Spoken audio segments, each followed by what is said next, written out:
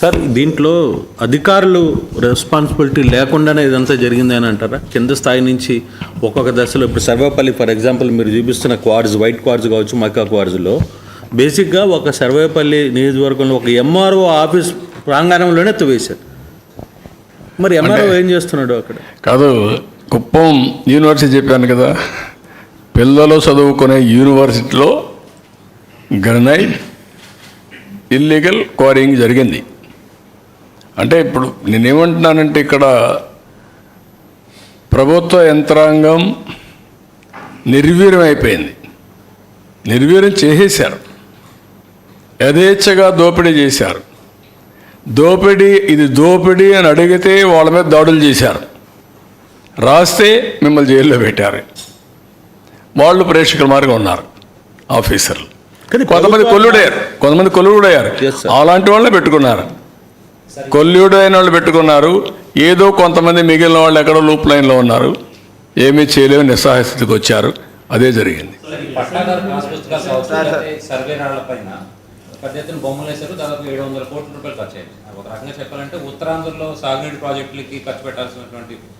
దానికంటే తక్కువ పెట్టారు. ఇప్పుడు దాన్ని తీసుకురావాలన్న డబ్బులు ఏం చేయాలి? నాకు అందరూ ప్రజలు సజెషన్స్ ఇవ్వాలి. ఇప్పుడు ఇవన్నీ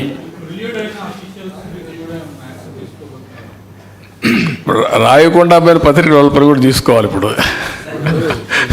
కాదు, నేనేమంటున్నానంటే మీకు అందరికీ ఇది ఒక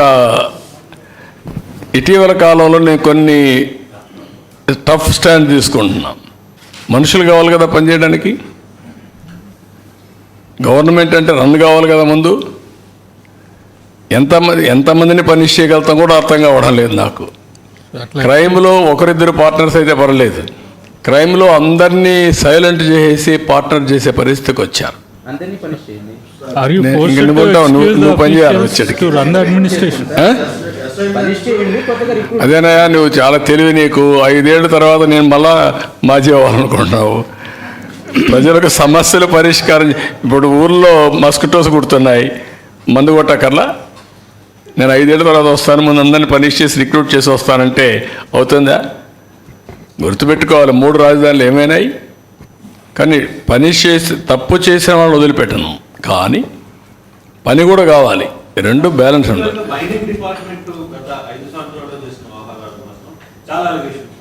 అలిగేషన్సా? కాదే, అలిగేషన్స్ అంటే చాలా చిన్న పదం వాడుతున్నాం. అలిగేషన్స్ అని ఆరోపణలు కాదు, వాస్తవాలు కూడా కాదు, విధ్వంసాలు జరిగాయి. మామూలు విధ్వంసం కాదు ఇది. దాన్ని క్షమించడానికి నేరం చేశారు. ఎవడతను? ఎక్కడి నుంచో వచ్చాడు, ఊడిపడ్డాడు. ఇక్కడుండే ఆఫీసర్ కూడా పెట్టల హెడ్ని. దోపిడీకి యథేచ్ఛగా చేయడానికి అన్ని డిపార్ట్మెంట్లో మీరు చూస్తే క్రమ పద్ధతిలో టీటీడీ ఎక్కడ ఆఫీసర్ అతను, ఎక్కడ డిఫెన్స్లో పనిచేశాడంట, లేకపోతే బ్రెవరీస్ కార్పొరేషన్, లేకపోతే మైనింగ్ కార్పొరేషన్, లేకపోతే ఇంకొక పక్కన ఫైబర్, చాలా అన్ని ఆల్మోస్ట్ ఆల్ రెవెన్యూ డబ్బులు వచ్చే డిపార్ట్మెంట్స్ అన్నీ కూడా మీరు చూస్తే బయటని తీసుకొచ్చి పెట్టారు. దోపిడీకి కోసమే తీసుకొచ్చి పెట్టి దోపిడీ చేశారు తప్ప ఇంకోటి కాదు. అలాంటి వాళ్ళే పెట్టారు అక్కడ. మైక్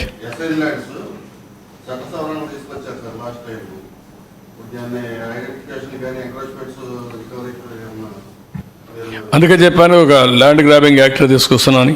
ఇప్పుడు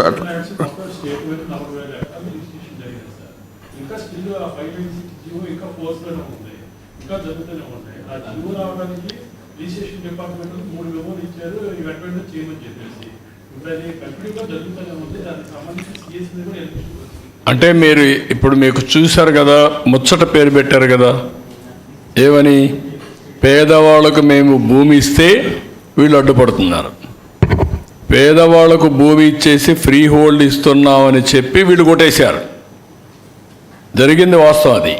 కానీ పేరు మాత్రం పేదవాళ్ళకు మేము భూమి ఇచ్చామనేది. ఇటీవల కాలంలో మీరు చూస్తున్నారు, నేను మాట్లాడుతూ ఉంటే ఆ సబ్జెక్ట్ మాట్లాడరు, మిగిలినన్నీ మాట్లాడుతున్నారు. నేను ఒకటే అడుగుతున్నా, నేను మాట్లాడేదంతా కూడా సాక్ష్యాధారాలతో సహా ఉన్నా. మీరు బెదిరిస్తే భయపడేదానికి సిద్ధంగా లేము, లేకుంటే కన్ఫ్యూజ్ చేయడానికి ప్రయత్నం చేస్తే కన్ఫ్యూజ్ కావడానికి సిద్ధంగా లేము. నేరాన్ని నేరంగానే చూస్తాం, నేరస్తులను నేరస్తులుగానే చూస్తాం, తప్పు చేసిన వాడిని పనిష్ చేస్తాం. అదే సమయంలో రాజకీయ వివక్షత ఉండదు. తప్పు చేసి రాజకీయ ముసుగులో తప్పించుకోవాలంటే కుదరదు. ఆ విషయం గుర్తుపెట్టుకోమని హెచ్చరిస్తాను ప్రతి ఒక్కరిని. డెఫినెట్గా నేను అన్నీ ఆలోచిస్తాను. ఇంకా డిస్కషన్ జరగనియండి, ప్రజలందరూ చర్చించండి. అసెంబ్లీలో కూడా చర్చిస్తాం ఇవన్నీ వైట్ పేపర్స్ అన్నిటిపైన.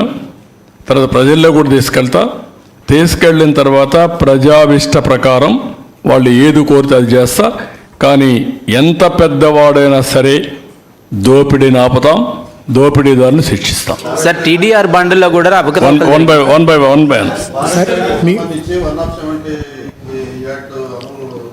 ఇప్పుడు government central government 3 GO release చేసింది సార్. దాన్ని గిరిజనేతలకి అప్పగించవచ్చు అని చెప్పి అటవీ భూమి ఆ పేరు మీద తీసుకుంటున్నాడు. దాన్ని మళ్ళీ ఏమన్నా అటవీ భూముల్ని గిరిజనేతలకు అప్పచెప్తున్నా ఎక్కడ ఏజెన్సీ ఏరియాలనా ఏజెన్సీ ఏరియాలో ట్రైబల్ ఏరియాస్ దాన్ని ఎగ్జామిన్ చేస్తాం. అప్పుడు ఇచ్చాము మేము, దాన్ని ఎట్లా చేయాలి చేస్తాం మేము ఆలోచిస్తాం. సార్ టీడీఆర్ బండ్లో కూడా పెద్ద ఎత్తున అవకతవకలు జరిగినాయి అనేది అలిగేషన్స్ ఉన్నాయి. ఏదండి టీడీఆర్ బాండ్స్ ఒక అదే వస్తాను. పీడిఎస్ రైస్ కూడా పెద్ద జరిగింది. అవకాశం ఉంటే ఆకాశం హద్దుగా వెళ్ళిపోయారు వీళ్ళు. టీడీఆర్ బాండ్లు ఏంటండి, లేకుంటే రైస్ ఏంటండి, దానికి మొబైల్ వ్యాన్స్ ఏంటండి, అంటే యథేచ్ఛగా తీసుకుపోవడం, అక్కడ పంచాయతీ నాటకాలు ఆడడం, మళ్ళా తీసుకొచ్చి పోర్టుకు వెళ్ళిపోవడం. ఎప్పుడన్నా చూశారు ఒకే మంత్రి ఇక్కడ ఫారెస్ట్ మైనింగ్, అక్కడ ఒకే కుటుంబం MLA, rice millers association president, civil supplies corporation chairman. Can you imagine? అంటే దొంగకి తాళాలు ఇవ్వడమే కాకుండా లైట్లు కూడా అరేంజ్ చేసి యథేచ్ఛగా దోచుకోమన్నారు. ఎక్కడ పెట్టారు, ఏమి ఇబ్బంది లేకుండా మళ్ళీ తీసుకొని నేరుగా పోర్టు దగ్గర తీసుకెళ్ళిపోవచ్చు.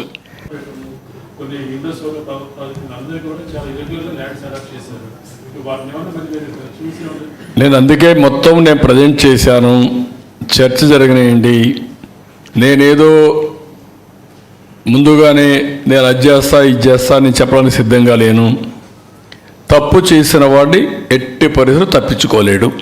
నేను ఐఎమ్ వెరీ క్లియర్.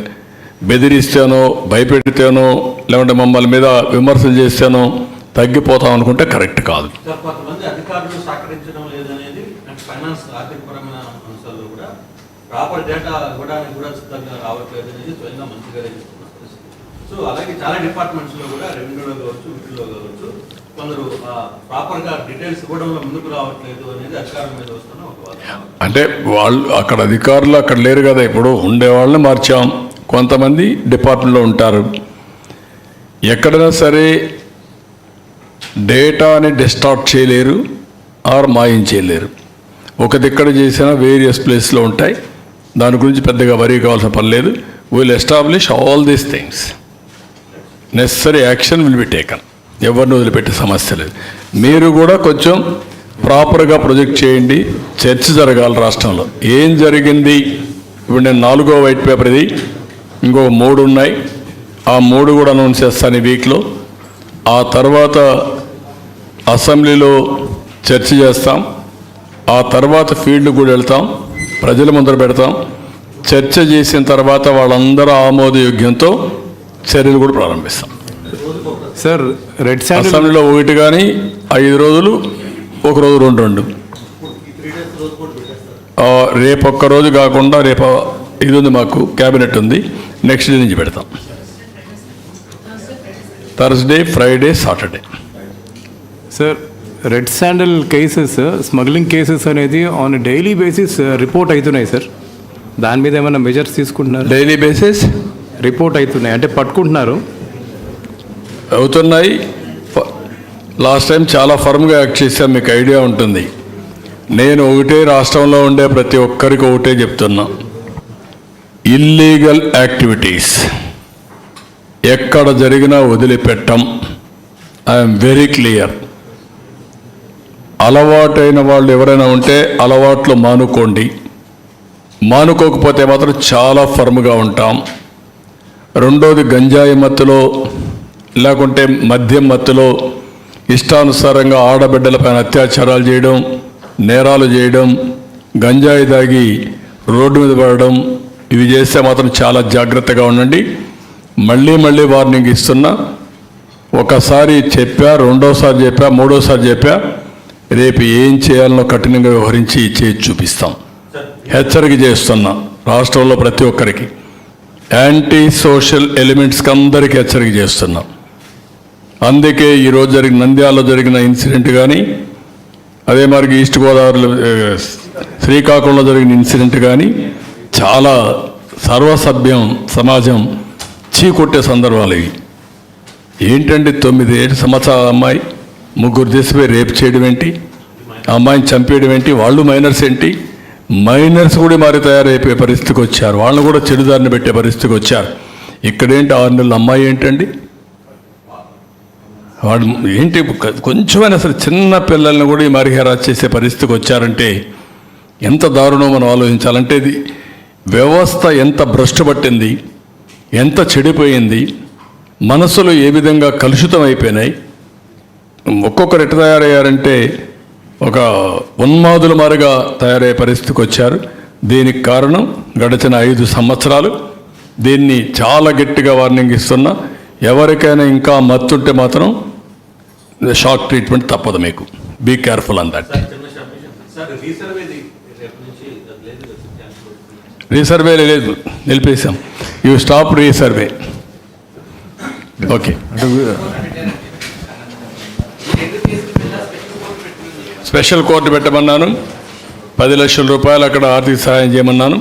ఇక్కడ 5 లక్షల రూపాయలు ఆ అమ్మాయి పేరుతో, చిన్నారి పేరుతో ఫిక్స్డ్ డిపాజిట్ చేయమన్నాను.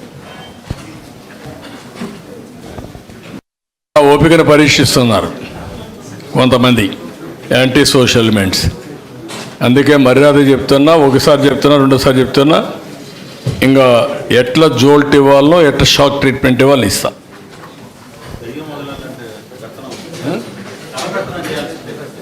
కర్ర పెత్తనం కాదు, ఎట్లా షాక్ ట్రీట్మెంట్ అంతే.